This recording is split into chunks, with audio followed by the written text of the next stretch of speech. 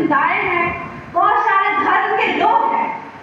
इसकी वजह से हम सभी अपने अपने धर्मों का, अपने अपने जातियों का एक तरीके से प्रतिनिधित्व करते हैं, उसका सम्मान करते हैं। लेकिन राजनीति ने जिस तरीके से वर्तमान परिप्रेक्ष्य में उन सारे आदर्शों का, उन धर्मों का एक इस्तेमाल किया है अपने गलत मंसूबों को पूरा करने के लिए, वो बहुत सोचनीय है। क्योंकि किसी भी वर्ग के लोगों का जो धर्म होता है, उनकी जो जाति होती है, वो उससे एक बहुत गहराई से जुड़े होते हैं।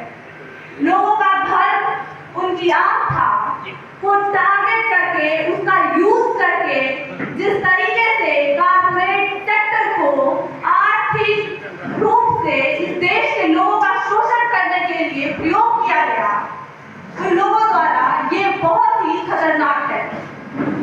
देश में बहुत लंबे समय से सांस्कृतिक राजनीति का प्रयोग किया जाता रहा।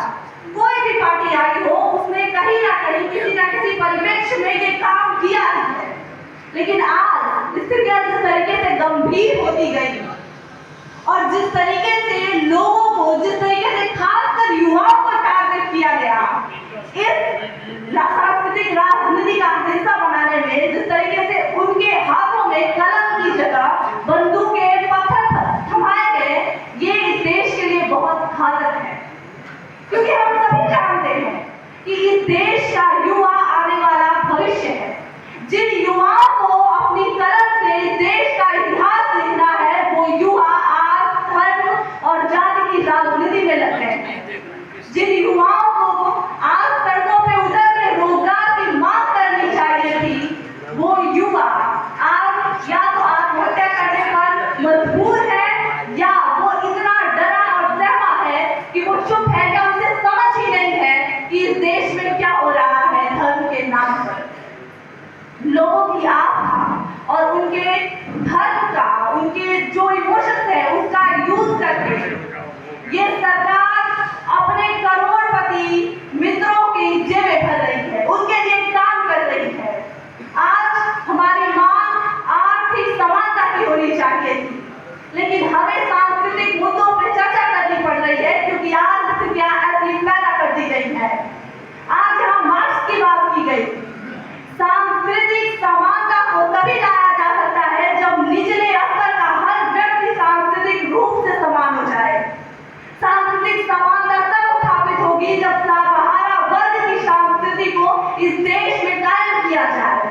क्योंकि जब आप नीचे के लोगों की बात नहीं करेंगे, जब जो हमारे देश का 75% हिस्सा है उसकी समानता की बात नहीं करेंगे, तो आप 25% लोगों के बेस पे इस देश का पूरा जो है वोट नहीं बढ़ सकते, इस देश का पूरा प्रतिनिधित्व नहीं मांग सकते।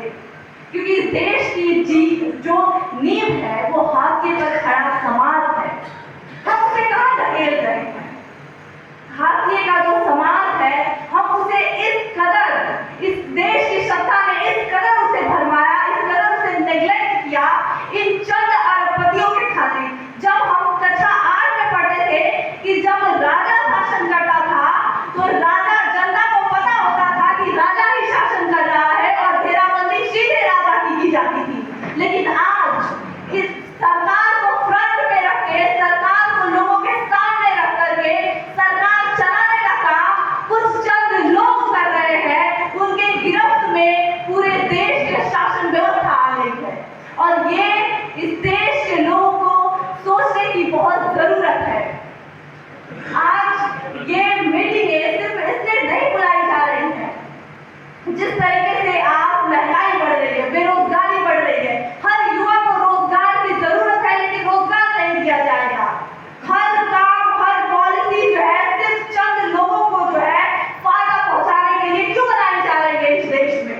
हर पेशे के लोगों की आजादी छीनने का षड्यंत्र रचा जा रहा है, और कहा जा रहा है कि इस देश में लोकतंत्र कायम किया जा रहा है। क्या ये लोकतंत्र है जिसमें लोगों को ना बोलने की आजादी हो और ना ही अपने स्वच्छता से जो है कोई काम करने की आजादी हो?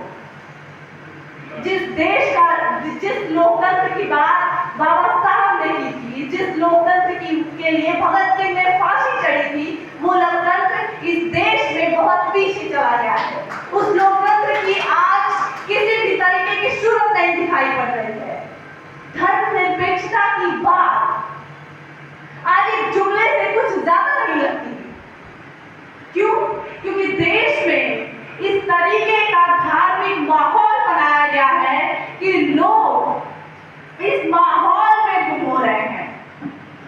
आज आप अगर देखें, लोगों को कहते हैं ना कि अगर किसी की शक्ति कम करनी है, किसी की आवाज को दबाना है, तो उसे खुद इम्बैलेंस फील कराओ, उसे फील कराओ कि तुम कमजोर हो।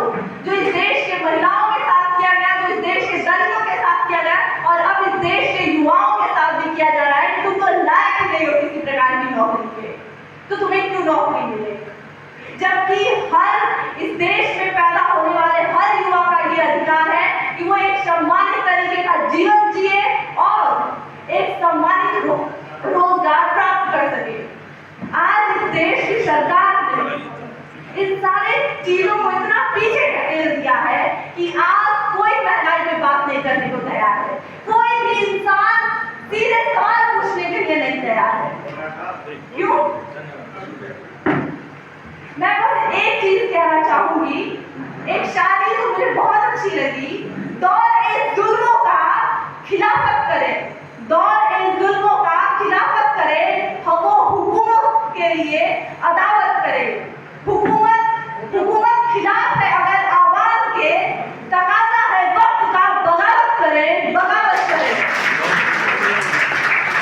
और इस बगावत की जरूरत देश के हर इंसान को है, ताकि हम सबको उसके आर्थिक समानता का हक मिल सके। इस देश में आर्थिक समानता की बात बहुत लंबे समय तक से की गई, बाबा साहब ने भी कही, लेकिन उसे हमेशा निगलेक्ट किया जाता रहा। कभी भी उस पर एक बहुत जोरदार बातचीत न संसद में सुनाई देती है और न देश की किसी सड़क पे, जिसकी आज जरूरत है। और मेरी आप सभी से एक गुजारिश है कि आप सभी सिर्फ मंचों पे भाषण देने के लिए ना आए, कभी कभी आप